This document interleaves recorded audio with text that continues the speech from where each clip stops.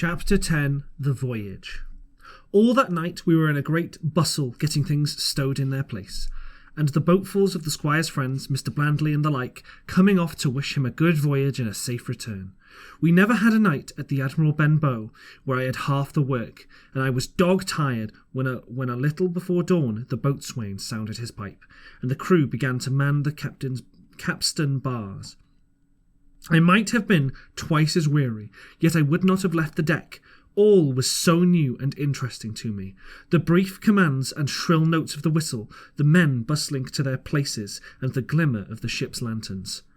"Now, barbecue, tip us a stave!" cried one voice. "The old one!" cried another. "Aye, aye, mates!" said Long John, who was standing by with his crutch under his arms, and at once broke out in the air and words I knew so well. 15 men on a dead man's chest, and then the whole crew bore the chorus, "Yo, ho, ho, and a bottle of rum," and at the third ho drove the bars before them at will. Even at the exciting moment it carried me to the old Admiral Benbow in a second, and I seemed to hear the voice of the captain piping in the chorus. But soon the anchor was short up, soon it was hanging, dripping at the bows. Soon the sails began to draw, and the land and shipping to flit by on either side, and before I could lie down to snatch an hour of slumber, the Hispaniola had begun her voyage to the Isle of Treasure. I am not going to relate that voyage in detail. It was fairly prosperous. The ship proved to be a good ship, the crew were capable seamen, and the captain thoroughly understood his business. But before we came to the length of Treasure Island, 2 or 3 things had happened which require to be known.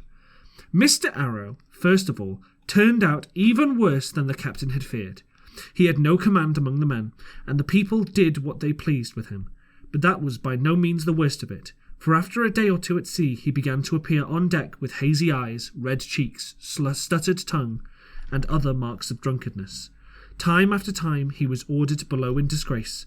Sometimes he fell and cut himself. Sometimes he lay all day long in his little bunk at one side of the companion.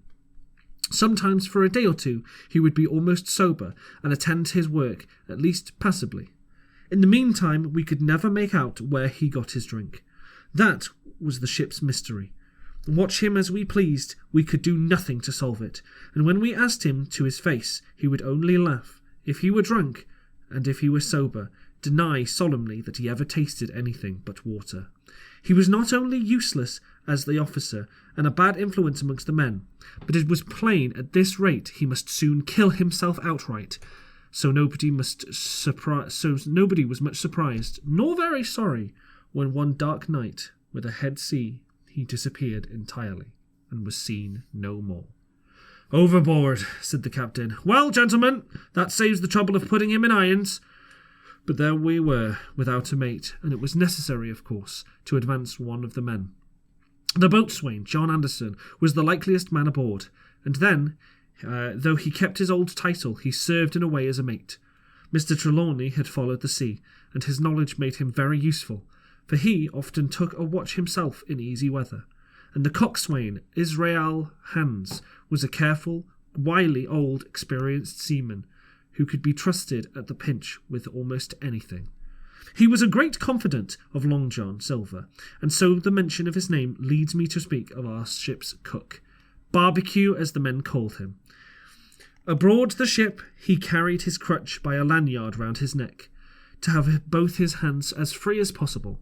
It was something to see him wedge the foot of his crutch against a bulkhead, and, propped against it, yielding to every movement of the ship, get on with his cooking, like someone safe ashore. Still more strange was it to see him in the heaviest of weather cross the deck. He had a line or 2 rigged up to help him across the widest spaces. Long John's earrings, they were called, and he would hand himself from one place to another, now using the crutch, now trailing it alongside by the lanyard, as quickly as another man could walk. Yet some of the men who had sailed with him before expressed their pity to see him so reduced. "He was no common man, Barbecue," said Coxswain to me. "He had good schooling in his young days, and he could speak like a book, when so minded, and brave a lion's nothing alongside of Long John. I seen him grapple 4 and knock their heads together, him unarmed. All the crew respected and even obeyed him. He had a way of talking to each and doing everybody some particular service. To me, he was some unweirdly kind, and always glad to see me in the galley, which he kept as clean as a new pin, the dishes hanging up, burnished, and his parrot in a cage in one corner. "Come away, Hawkins," he would say. "Come and have a yarn with John. Nobody more welcome than yourself, my son. Sit ye down and hear the news. Here's Captain Flint. I calls my parrot Captain Flint after the famous buccaneer. Here's Captain Flint predicting success on our voyage. Wasn't you, Captain?" And the pirate would say with great rapidity, "Pieces of eight, pieces of eight, pieces of eight," till you wondered that it was not out of breath, or till John threw his handkerchief over the cage. "Now the bird," he would say, "is maybe 200 years old, Hawkins.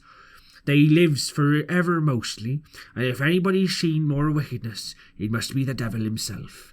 She sailed with England, the great Captain England, the pirate. She's been at Madagascar, and at the Malabar, and Suriname, and Providence, and Portobello. She was at the fishing up of the wrecked Platt's ship. If there's she learned pieces of eight, and little wonder, 350,000 of 'em, Hawkins. She was at the boarding of the Viceroy of the Indies of the Goa. She was, and to look at her you would think she was a babby. But you smelt powder, didn't you, Captain?" "Stand by to go about," the pirate would scream. "Ah, she's a handsome craft, she is," the cook would say, and give her sugar from his pocket, and then the bird would peck at the bars and swear straight on, passing belief for the wickedness. "There," John would add, "you can touch the pitch and not be mucked, lad. Here's this poor innocent bird o' mine, swearing blue fire, and none the wiser. You may lay to that. She would swear the same, in a manner of speaking, before a chaplain." And John would touch his forelock with a solemn way that he had, that made me think he was the best of men. In the meantime, Squire and Captain Smollett were still on pretty distant terms with one another. The Squire made no bones about the matter. He despised the captain. The captain, on his part, never spoke, but when he was spoken to, and then sharp and short and dry, and not a word wasted. He owned when driven into a corner, and he seemed to have been wrong about the crew, that some of them were as brisk as he wanted to see, and all behaved fairly well. As for the ship, he had taken a downright fancy to her. "She'll lie a point nearer the wind than a man has the right to expect of his own married wife, sir. But," he would add, "all as I say, we're not home again, and I don't like the cruise." The Squire at this would turn away and march up and down the deck, chin in air. "A trifle more of a man," he would say, "and I should explode." We had some heavy weather, which only proved the qualities of the Hispaniola. Every man on board seemed well content, and they must have been hard to please, if they had been otherwise, for it is my belief that there was never a ship's company so spoiled since Noah put to sea. Double grog was going on the least excuse. There was duff on odd days, as for instance, if the Squire heard it was any man's birthday, and always a barrel of apples standing broached in the waist, for anyone who helped himself to have a fancy. "Never knew good come of it yet," said the captain to Dr. Livesey. "Spoil Fockle's hand. Makes devils, that's my belief.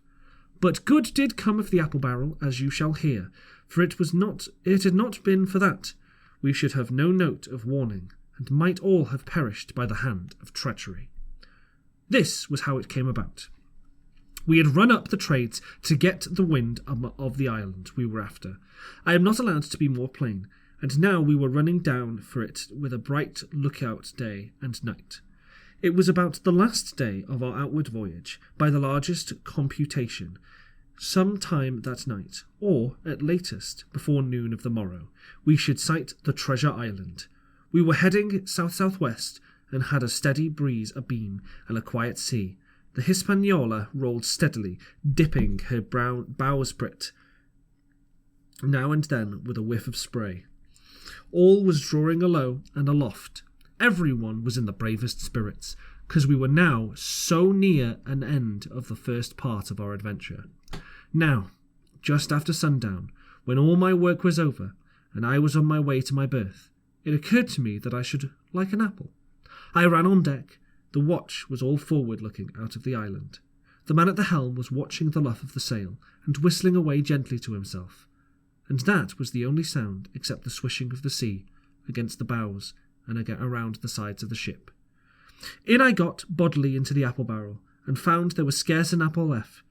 But sitting down there in the dark, what with the sound of the waters and the rocking movement of the ship, I had either fallen asleep or was on the point of doing so, when a heavy man sat down with a clash close by. The barrel shook as he leaned with his shoulder against it, and I was just about to jump up when the man began to speak. It was Silver's voice, and, before I had heard a dozen words, I would not have shown myself for all the world, but lay there, trembling and listening, in the extreme of fear and curiosity. For from those dozen words I understood that the lives of all the honest men aboard depended on me alone.